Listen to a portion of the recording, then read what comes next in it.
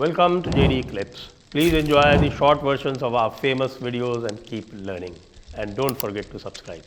संजय जी, हमारे देश में यूं तो मंदिर मस्जिद के विवाद की बात करें तो बड़े बड़े ऐसे मसले रहे हैं जो हल हो चुके हैं, जैसे कि राम मंदिर विवाद जो कि कोर्ट से हल हो चुका है।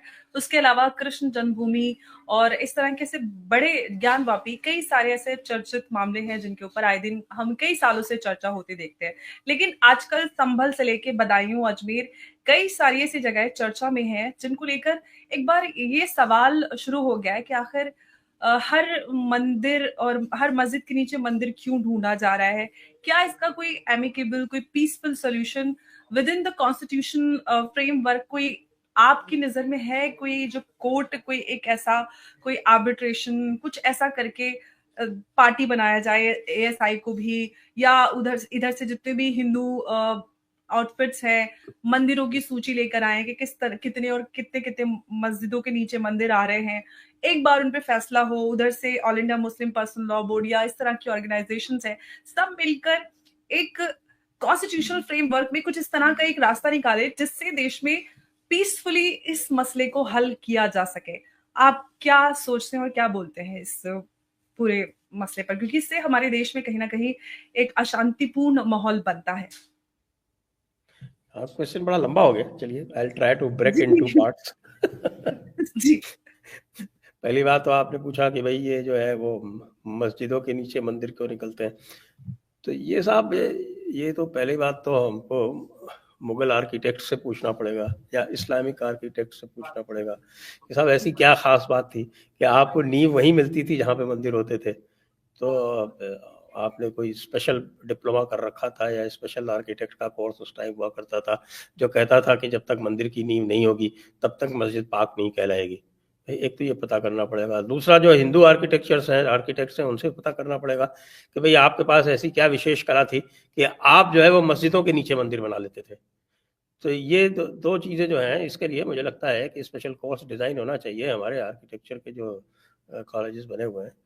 तब उससे ये पता चलेगा कि साहब ऐसी क्या विशेष बात थी।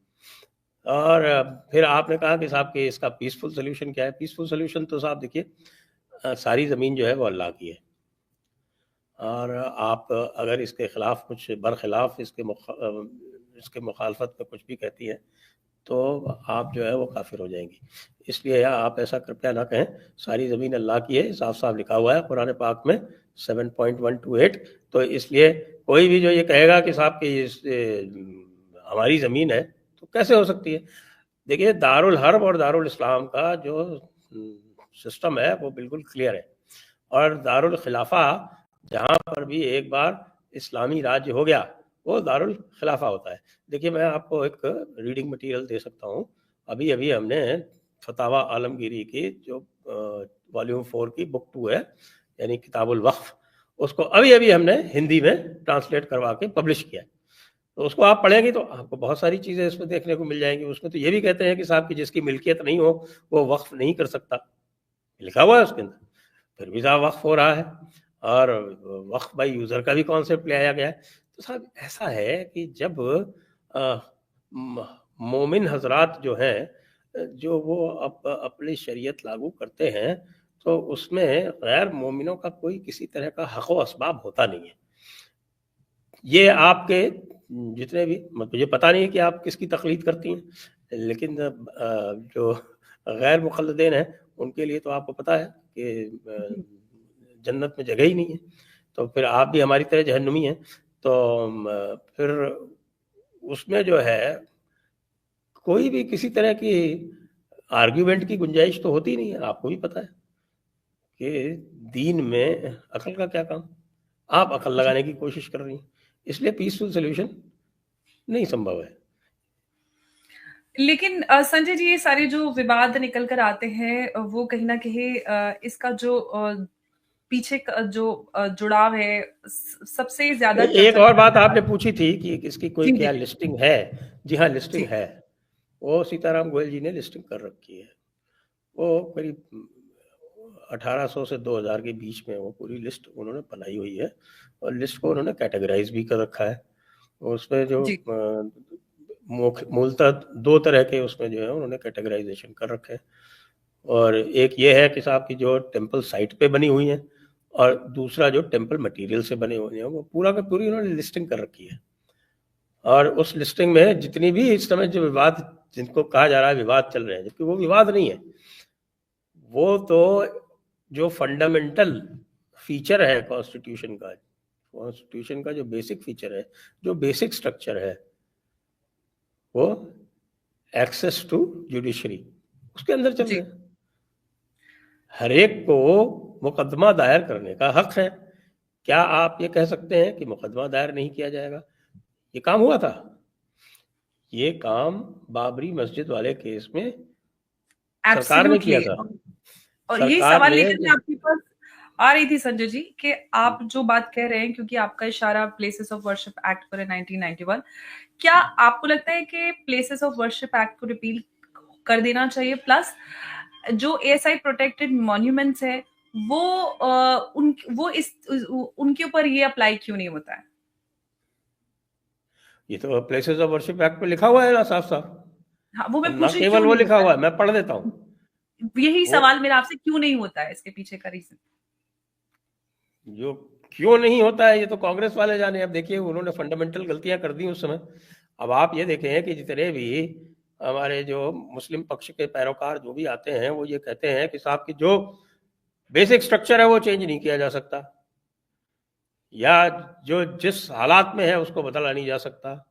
ऐसा तो नहीं लिखा है। प्लेसेस ऑफ वर्शिप एक्ट में ये लिखा है कि रिलीजियस कैरेक्टर चेंज नहीं किया जा सकता है, और ये सेटल्ड लॉ है।